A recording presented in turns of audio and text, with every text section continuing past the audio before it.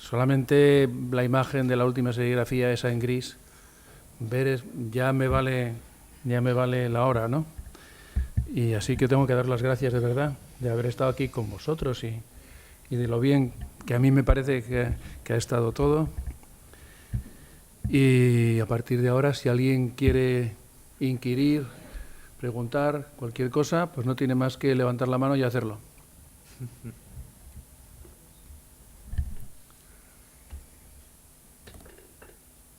Pues nada, yo quiero dar las gracias a todos los que habéis estado pacientemente escuchándonos, a Bernardo, que es realmente el artífice de todo esto, y al público, a vosotros, porque yo creo que estando aquí demostráis que el arte contemporáneo en Asturias, aunque yo me resista, existe.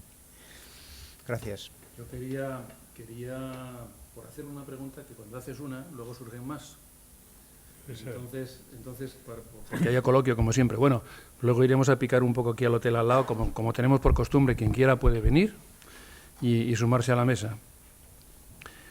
Yo es que recuerdo cuando yo era un arquitecto jovencillo, o sea, en el Neolítico, que estaba preparando con Castelao, seleccionando lo que íbamos a poner de planos, de maquetas, de fotos, de todo, en su exposición de retirada. Y hablábamos mucho, ¿no? Esto fueron un par de meses, todas las tardes. Entonces él estaba, todavía no era invierno y estaba en la casa de... No, Tuernes no me acuerdo cómo se llama. Bueno, es un pueblo de llanera. Entonces yo le decía que sí que estaba muy bien aquella tapia que él no había pintado, sino dejado el color de la masa y todo esto. Digo, ¿y no echa de menos ver la mar? Y me dijo, no, que va, dijo él. El mar es siempre muy parecido. Lo que cambia de verdad de color es esto de aquí, el campo, en Asturias.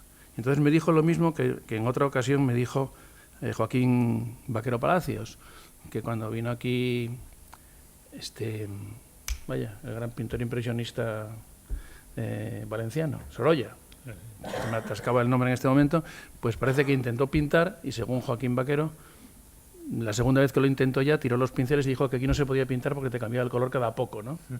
Entonces, esto viene a cuento de la primera parte del tal, y lo anoté aquí porque me pareció interesante el hacerlo notar, ¿no?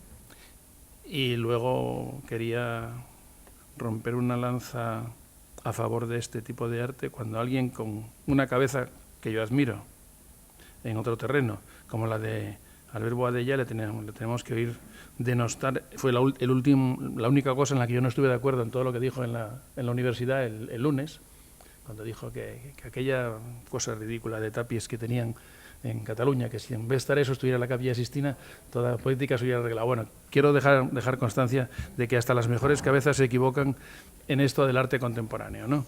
Y nada, pero bueno, este comentario sobre la luz me interesa, como me interesa también esa otra sensación que tengo y que no sé si es cierta, de que el pintor occidental en general, cuando pinta del natural, pinta mirando y dibujando, y el pintor oriental, japonés, por ejemplo, o chino, primero mira mucho rato y luego pinta, ¿no? No sé si estoy en ello, pero bueno, me parecen preguntas que me vinieron un poco al hilo de la charla, ¿no? Debe haber de todo. Sí, debe haber de todo, supongo, sí.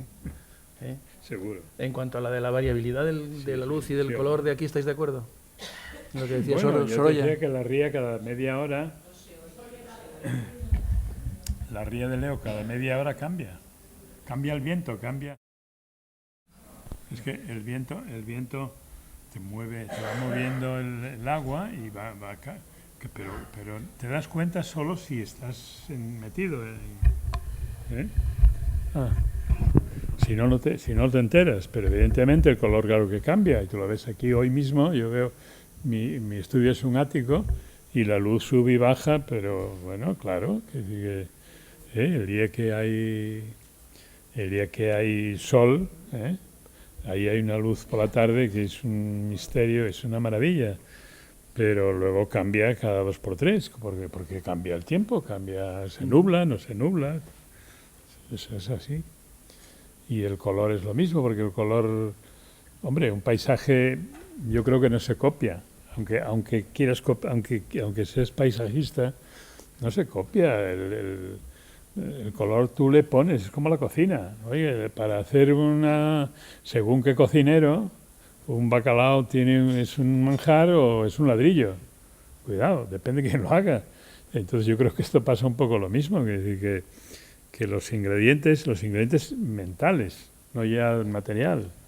El ingrediente mental es fundamental. Oiga, yo aquí le doy un tono, más tal, lo le quito, le pongo, y eso, en eso consiste todo lo que hemos hablado, de todas las dudas y todo el misterio, que yo creo que es lo que mantiene que el arte sea arte. El misterio, ese misterio que tienes que ir desentrañando poco a poco,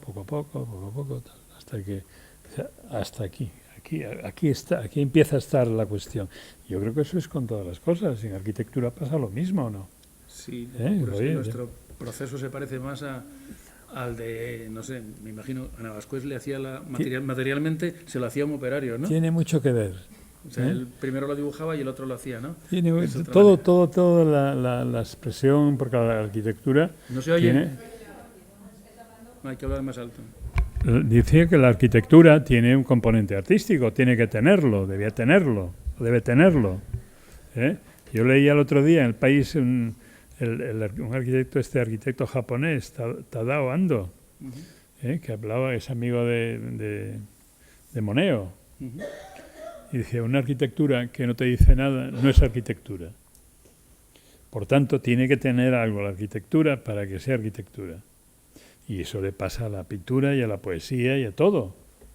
Tiene que haber un ingrediente ahí, y todo ese ingrediente le das más voz, menos voz, le quitas, le pones, para eso estás. Yo creo que es así. Venga, ¿algún artista que pregunte algo? Bueno, amenazo con cerrar, ¿eh? Quien quiera comentar algo con estos señores, nos vamos aquí al aire a tomar algo, al Hotel Aire. ¿Vale?